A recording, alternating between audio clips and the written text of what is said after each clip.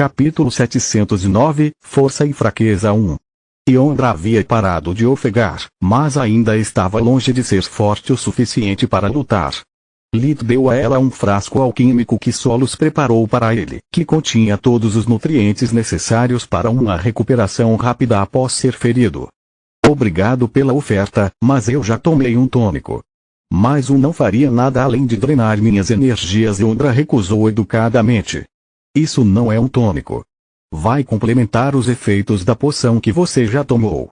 Além disso, vou te dar um pouco de força vital. Não posso me dar ao luxo de perder você. Lit insistiu. Yondra engoliu a poção. Tinha um gosto muito estranho, como se alguém tivesse misturado suco de uva, bife e vegetais. O problema com os tônicos era que, embora aumentassem o metabolismo, ainda precisavam de comida para funcionar. Yondra havia comido, mas ainda não havia digerido comida, enquanto a mistura de Solos poderia ser assimilada instantaneamente. Lit usou o revigoramento para dar a ela um pouco de força vital e mana de volta. Não o suficiente para despertar suas suspeitas, mas o suficiente para clarear sua cabeça. Essa coisa tem gosto de merda, mas me sinto muito melhor. Yondra disse, apreciando todos os efeitos da poção de Solos e do revigoramento. Vamos embora. Ela rapidamente lançou uma série de feitiços de detecção, tornando as formações mágicas de Odi visíveis. Com outro feitiço, ela fez todas as proteções desmoronarem, deixando apenas o leitor de cartão travado no lugar. Assim que eu abrir a porta, preciso ficar para trás para verificar o corredor e ativar as matrizes de bloqueio elemental no caso de um ou mais golems aparecerem. Yondra disse. Lit, Morok, esvazie a sala e me chame assim que terminar. Rainer, Eucas, vocês dois fiquem entre os Rangers e eu. Apoia-nos no melhor de suas possibilidades. Pronto. Vão. Um movimento de sua varinha fez a luz acima do leitor de cartão ficar verde, liberando a trava. Lit entrou na sala e usou um de seus feitiços pessoais. Revelou que o composto compartilhava as mesmas proteções que ele e Plória encontraram no terreno fértil dos Tax. Havia uma formação mágica baseada no fogo, uma baseada na escuridão e uma baseada no ar. A sala tinha 20 metros de comprimento e 10 metros de largura. Ao longo das paredes, havia uma longa fila de tanques cilíndricos segurando Tax adultos no que parecia ser uma animação suspensa. Havia pelo menos 40 bestas mágicas, cada uma do tamanho de um armário. Ele, Morok e Elcas derrubaram uma matriz cada, enquanto Rainer neutralizava as câmeras de segurança. Eles estavam todos atirando de trás para a porta, para manter seus números e identidade em segredo. Lit praguejou quando viu com visão da vida vários portões estavam prestes a se abrir dentro da sala, enquanto o corredor onde Yondra colocara suas matrizes estava vazio. Porra! Quantos daqueles malditos golems eles preparavam e por que não os usaram na guerra? Lit recebeu todas as respostas de que precisava quando viu que as criaturas que saíam das matrizes não eram golems. Um pequeno exército de espinhos enchia a sala enquanto os tanques que seguravam os Tax eram abertos. Há muitos deles. Morok disse. Com base em sua estimativa, mesmo que ele se esforçasse como um tirânico e queimasse seu disfarce como humano, eles ainda demorariam muito para limpar o quarto. Além disso, eles estariam muito cansados para se manter no caso de um golem de carne aparecer. Eu tenho esse. Elcas disse, feliz por ser útil pela primeira vez. A professora mexeu de propósito com seu feitiço desordem, de modo que ao invés de dissipar a proteção mágica, ele o enviou descontrolado junto com os outros. Elcas fechou a porta de metal pesado apenas um segundo antes que a explosão combinada resultante fizesse a parede tremer. Eucas, sua idiota. Yondra disse. Você provavelmente alertou a base inteira. E se você destruísse a runa? Há um limite para o dano que posso reparar melhor do que ser massacrado.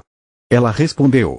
Ou você espera que derrubemos dezenas de criaturas em apenas alguns segundos? Morok abriu a porta novamente, descobrindo que, apesar do fato de que a maioria das criaturas tinha sido gravemente ferida ou mutilada, a maioria dos Tax estava viva, assim como os espinhos. Há uma coisa que eu preciso tentar, Lito disse, desencadeando seu feitiço, Zona da Morte. Uma enorme nuvem composta de magia negra invadiu a sala, matando os Tax como se fossem um bando de moscas. Pare com esse feitiço. Morok praguejou. Em vez de receber dano da Zona da Morte, os espinhos estavam ficando maiores e mais fortes a cada segundo. Confie em mim. Lito manteve o feitiço ativo até que todas as feridas que os espinhos sofreram com a detonação estivessem completamente curadas. Seu idiota! Você os deixou mais fortes. Ínfero. Os olhos humanos de Morok ficaram vermelhos enquanto seu olho de fogo carregava suas palavras curtas, fazendo-as emitir uma onda de calor mortal. Contrariando suas expectativas, ao invés de apenas empurrar os espinhos para trás, o raio queimou a primeira fileira de criaturas, parando apenas quando os espinhos conseguiram combinar seus esforços para conjurar uma parede protetora de escuridão. Que porra! Morok não conseguia acreditar em seus próprios olhos. Depois de lutar contra Irtu, Lito aprendeu que algumas criaturas eram capazes de absorver magia negra e usá-la para se curar.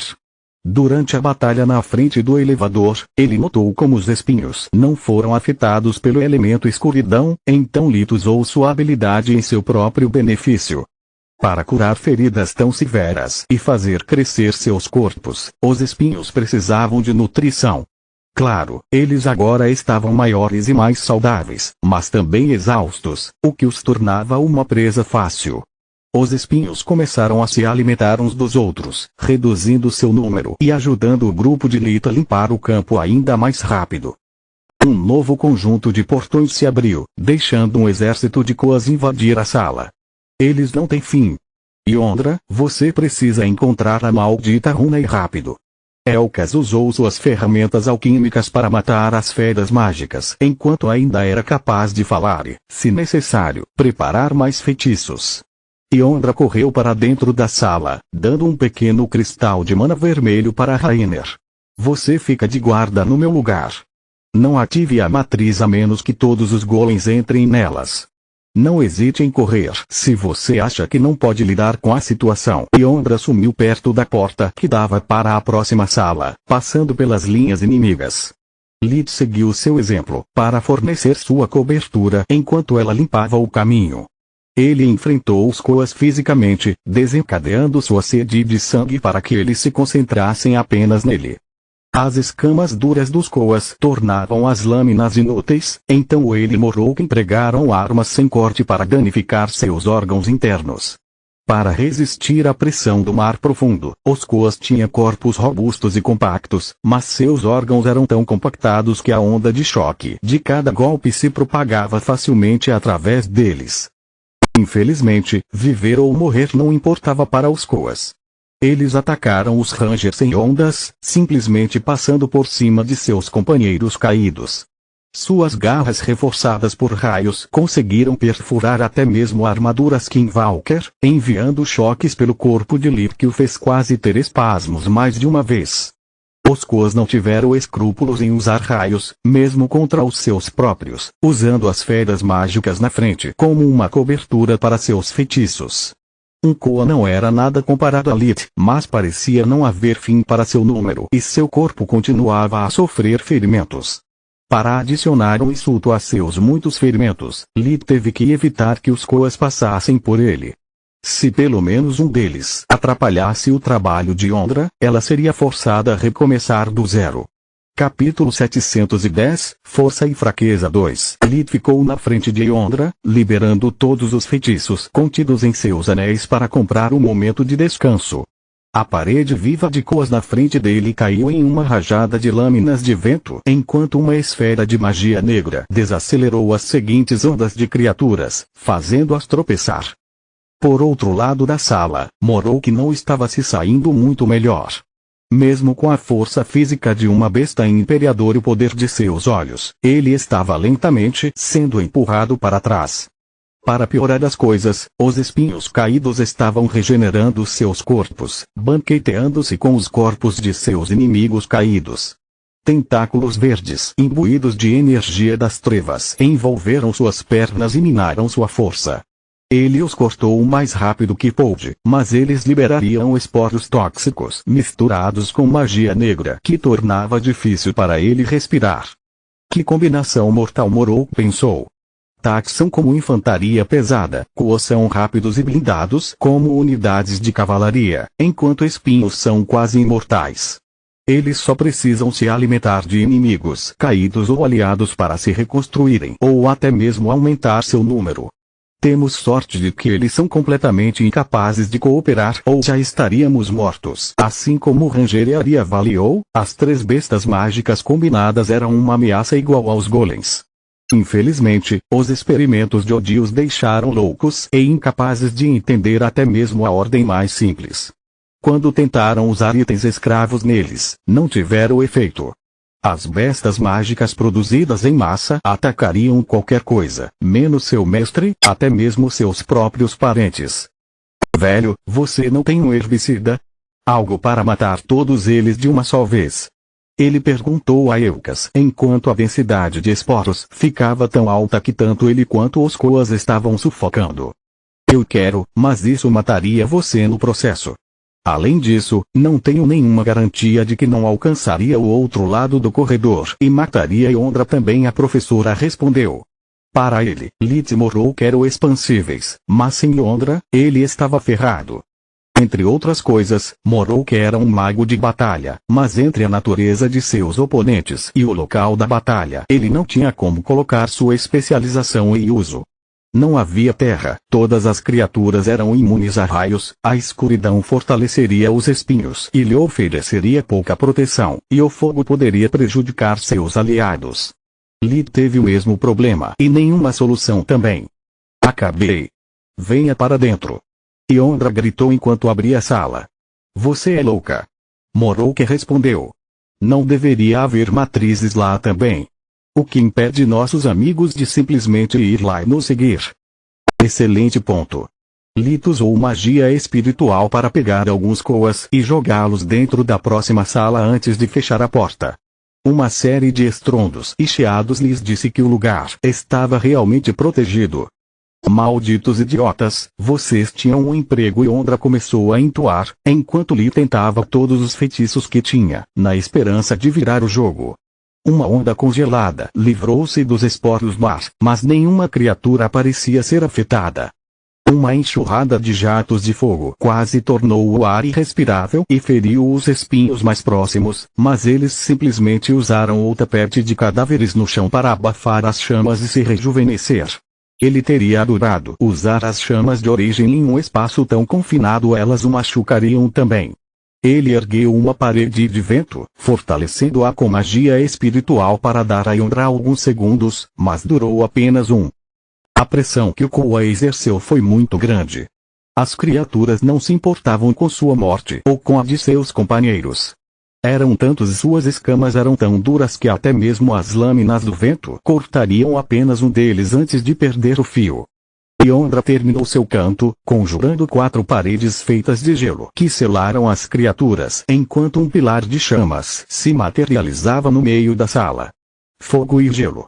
Isso não faz sentido, a menos que, exatamente como Lit havia previsto, as paredes de gelo não podiam impedir criaturas aquáticas como os Koas por muito tempo. Com sua força e números absolutos, eles levaram um pouco mais de um segundo para quebrar as paredes de meio metro de espessura. Nos segundos seguintes, as rachaduras cresceram até cobrirem todo o feitiço de Yondra. Então, com a mesma rapidez com que apareceram, as fissuras começaram a se fechar. O pilar de fogo estava quase acabando, assim como o ar dentro das paredes de gelo. A massa de corpos bloqueava os portões e mesmo o pouco oxigênio que conseguia entrar não era suficiente para sustentar tantas criaturas. Assim que Yondra teve certeza de que seu feitiço duraria, ela se virou e começou a derrubar as matrizes da próxima sala com a ajuda dos Rangers. Isso nos levou muito mais tempo do que eu previa, Yondra disse enquanto espalhava no ar fios prateados de mana de sua varinha para procurar runas dimensionais. Lit derrubou as câmeras, mas a menos que os Odi fossem incrivelmente estúpidos ou fossem contra uma defesa automatizada, seu objetivo era óbvio. Sem esperar por Eucas, ela começou a ativar todas as runas que conseguiu encontrar. Alguns, como o que Flória havia desencadeado, estavam muito perto de Kula e conduziam a túneis cheios de veneno. Quando ela finalmente encontrou um que levava a uma área segura, ela disse: diga a Eucas e Rainer para se juntarem a nós. Vamos ficar para trás, mas eles podem ir embora. Lith não gostou da situação deles. Ele esperava não ter que explorar duas salas, nem a enfrentar um exército inteiro de criaturas. Droga, se eu soubesse que seria tão difícil, poderia ter feito um negócio muito melhor. O que realmente me preocupa, porém, é que nenhum outro portão foi aberto. Quem quer que seja nosso inimigo, eles conhecem nossa posição e objetivo. Estamos tão enfraquecidos que outra onda de bestas frenéticas seria o suficiente para nos matar. Lith estava usando o revigoramento, sua paranoia lhe dizia que tudo estava indo muito bem para ser verdade. Lith deixou Yondra e Morok trabalhando. A sala estava tão cheia de arranjos que demoraria um pouco para neutralizar todos e caminhar com segurança pelo portão. Ele chamou seus companheiros, mas nenhuma resposta veio. Ele ativou a visão da vida, percebendo que não havia assinatura de energia. Apenas o vento negro da morte foi emanado por algo nas proximidades da porta, onde Eucas deveria estar. Lith se virou para verificar o quarto e o seguinte. Morok e Yondra estavam seguros e os portões de Odi estavam fechados. Lith abriu a porta, para ter certeza do que dizer a Yondra, e encontrou o cadáver de Eucas. Tinha 2 buracos do tamanho de uma bola de golfe, um no meio dos olhos e outro no peito. O que quer que o tenha matado também atingiu as paredes de metal com tanta força que deixou marcas derretidas do tamanho da cabeça de Lith. Não havia nenhum vestígio de Rainer. O cristal de mana vermelho que Yondra havia lhe dado para ativar os arranjos estava caído no chão, ainda pronto para ser usado. Quem quer que fosse o responsável por isso, eles foram tão rápidos quanto silenciosos, caso contrário, Lith ou Morok teriam percebido isso. Continua no próximo vídeo.